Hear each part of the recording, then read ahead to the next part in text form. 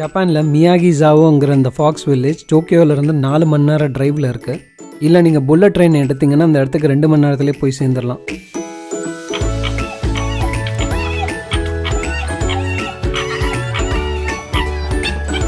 இந்த வில்லேஜ் பார்த்திங்கன்னா ஒரு 18,000 சதுர அடியில் அமைக்கப்பட்டிருக்கு. இங்கே ஒரு 200க்கும் மேற்பட்ட நரிகள் வச்சுருக்காங்க. அண்ட் இந்த நரிகள்லாம் பார்த்திங்கன்னா இல்லீகல் ஃபர் ட்ரேட்லேருந்து ரெஸ்கியூ பண்ணப்பட்ட அனிமல்ஸ். இந்த இடத்துல மொத்தமாக 6 வகையான நரிகள் இங்கே இருக்குது.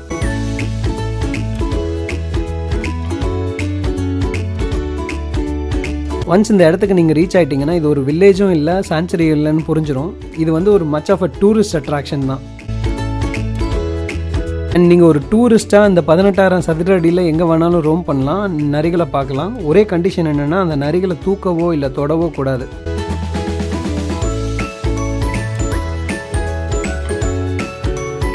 மோஸ்ட்லி நீங்கள் விசிட் பண்ணுற நேரம் இந்த நரிகள் எதர் தூங்கிட்டு இருக்கும் இல்லைனா ரெஸ்ட் எடுத்துகிட்டு இருக்கும்.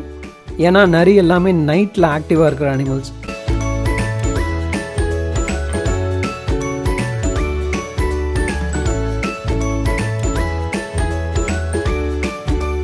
இந்த நரிகளுக்கு நீங்கள் சாப்பாடு கொடுக்கணும்னு நினச்சிங்கன்னா நிறைய ஃபீடிங் ஸ்டேஷன் இருக்குது, அங்கேருந்து தான் நீங்கள் அது கொடுக்கணும். அண்ட் அந்த சாப்பாடு எல்லாமே இந்த வில்லேஜோட என்ட்ரன்ஸ்லேயே விற்பாங்க.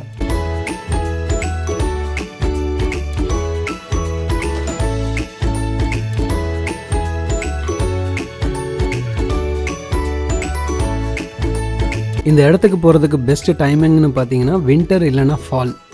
ஏன்னா அந்த டைமில் தான் அந்த நரி எல்லாமே ஃப்ளஃபியாக இருக்கும். நீங்கள் சம்மரில் போனீங்கன்னா அதோட முடியெல்லாம் உதிர்ந்து கொஞ்சம் ஒல்லியாக இருக்கங்காட்டி அவ்வளோ அழகாக இருக்காது பார்க்குறதுக்கு. அண்ட் வின்டரில் போகிறதுக்கு இன்னொரு அட்வான்டேஜ் என்னென்னா இந்த இடத்துல ஸ்னோ நல்லா பெய்யும். அண்ட் அந்த ஸ்னோ பேக்ரவுண்டில் அந்த நிறைய ஃபோட்டோ எடுக்கிறதுக்கு ரொம்பவே அழகாக இருக்கும்.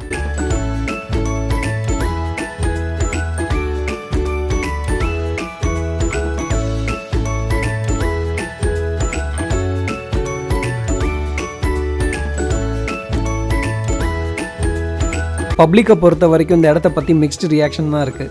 சில பேர் இது ஒரு க்யூட்டஸ்ட் பிளேஸ் ஆன் எர்த்துன்னு சொல்கிறாங்க. அண்ட் சில அனிமல் ஆக்டிவிஸ்ட் என்ன சொல்கிறாங்கன்னா அந்த நரி இதை தனியாகவோ இல்லைனா சின்ன குரூப்பாக தான் இருக்கும்.